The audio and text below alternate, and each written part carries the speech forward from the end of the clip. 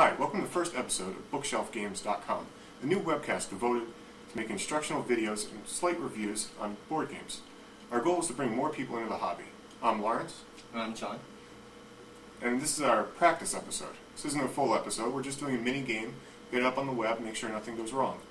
Today we'll be reviewing the game KungFu Fighting. It's made by SlugFest Games. It's a fun little card game, non-collectible card game, that John picked up at EuroQuest 4.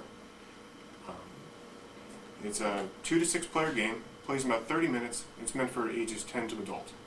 Real quick, we'll go into the components. Okay, so this is the contents of the game. You get 99 cards in the deck. You get 6 player aids, and this will be used for putting down different cards during the game, like your stances, your weapons, and also keep track of your life. John will go over that a little bit more when we do the rules. In addition to that, you get some player markers, which come on here to measure your life. The quality of the components, not too bad. Not the greatest thing seen, but I was able to find it online for $12, so for a $12 game, you get your money's worth. There are 6 types of cards you may get. Attack cards, which is used to attack the opposing player and damage them. Attack enhanced card, which is used to add more damage to your attack cards. Your block card, which is used to negate an attack from an opposing player. Your weapon cards, which you may place upon your player template and use in lieu of an attack card to damage an opposing player. Your stance card, which you may place upon your player templates in order to give yourself bonuses to your attacks. And your chi restoration card, which you can play during the turn in order to regain life or chi points. To start your turn, you can discard as many cards as you want from your hand in order to draw right back up to 7 from your draw deck in order to try to get a better hand in order to attack. In this case, I'm going to discard 3 of my attack enhancements and draw 3, hoping for an attack card. Where do you like to play?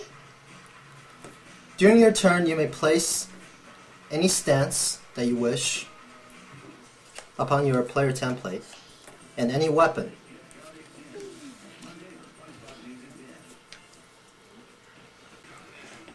You can attack one player of your choice per turn with an attack card. In this case, I'll attack with a punch, dealing 2 damage to my opponent. You may also play as many attack enhancement cards to your attack as you want. In this case, I'll play Flipping and Wild to add more damages to my punch attack, upping its damage to 5. Also, you get bonuses with your stance. In this case, with my monkey stance, I receive bonuses to Wild and Flipping and also Punch. With all the bonuses of my stance, attack enhancement, my attack to my opponents is up to a total of 9. Instead of an attack card, I may also attack with my weapon that I placed out upon my attack template. In this case, the nunchuck, which does 2 damage. You may also place as many attack enhancement upon your weapon as you want. So, with a Flipping Wild nunchuck attack, I can deal up to 5 damages to my opponent. Along with the bonuses from my stance, this will up my weapon attack to 7. The good thing about attacking with weapon is the weapon is not discarded. Instead, it goes right back to your player template. When the attack is over, discard all the cards you have used, attack enhancements. Now to explain a little bit about block cards.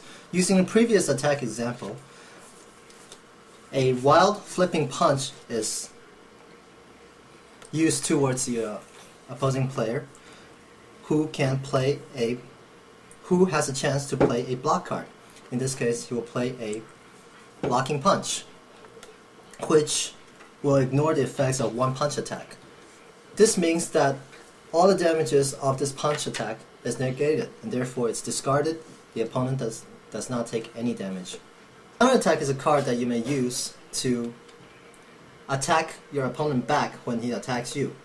You will take the full damage of the attack, in this case 7. Sorry, 9. In this case 9. And you may attack him with any attack cards you have in your hand. So, we'll use a kick attack You may also place as many attack enhancements upon your counterattack as you want. In this case, we'll place a spinning fast attack. So, our opponents will also take 5 damage from our counterattack. Okay, now we'll go through a quick example hand of the game. I still have my 7 cards, and this will pretty much be my first turn. So I'm allowed to play down either one stance and 1 weapon. I only have 1 stance card, so I'll play that down. It's a Dragon Strike. Gives me plus modifier against a different stance. Modifiers if I use certain damage enhancements. What I'm going to do is go ahead and throw down a kick, which does 3 damage, and I'll throw an invincible attack enhancement on there. This way, it's giving us 4 damage towards John. John can go ahead and take his turn now. Notice that I don't draw any cards until my turn, so however many cards you play down is going to affect how well you can block. Lawrence placed a kick attack, so in response, I use my block card in order to negate his kicking attack. And that means my attack now does no damage. Cards get discarded.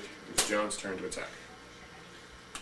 On the beginning of my turn, I may discard as many cards as I want and draw back up to 7. So I'll discard 2 of my cards and draw 3, bring my hands back up to 7. It's my turn to attack, and I'll attack Lawrence with a trip attack, dealing 2 damage, and also makes him discard 1 stance. Okay, since I don't have anything to block that, that means I need to discard my stance, and I'll take 2 damage. Now, John still has the opportunity to play chi cards if he wanted to. Those are simply cards that let you raise your health. There's not too many of those in the deck, so we don't go into them too much. Now it's my turn. I have 4 cards. I'm allowed to discard now. I don't get to draw my cards and then discard. I have to discard from the ones I already had. So if I go ahead and discard 1, that leaves me with 3. I can pull 4 more up. Then I go ahead and I can play a stance and a weapon, and I can form another attack with the enhanced abilities and attack John again. And the game kind of goes back and forth like this until one person's chi reaches 1. 0. Oh, 0. Okay. Yeah, once it actually gets off the board. So as a wrap-up, that was Kung Fu Fighting. Again, not a bad game, not the greatest of games, but we thought it would make a good introduction, get us some practice, and try and work out the kinks. Hopefully in the future, our production value will be a little bit better. We'll be a little more into the game. But for the time being, this works out pretty well. Kung Fu Fighting as a game, I would say it's alright. It's about a 3 out of 5 I'd give it. I mean, it costs $12, so you get your money's worth. Not a lot of game to it, but you can't expect much. It's a good filler. What do you think about it, John? This is a game that you have to kind of put a little bit of heart and spirit into it. When you're playing down the cards, go ahead and just pretend like you're a Kung Fu master. Yeah, it is definitely about player interaction, and you have to love the genre of Kung Fu. And again, great filler. Well, that's about the show. Thanks for joining us. Again, we'll probably be putting up more in about a month. And the games we're going to be playing on Bookshelf Games is going to be more of the American-style games. I think the Euros are already pretty well covered, and we haven't seen too much covered on the American side. We're definitely looking towards doing Arkham Horror and hopefully Twilight Imperium, but both of those are going to be very large games, and you'll probably see a few more small ones like this first. So, thanks again for joining us, and we'll see you next time.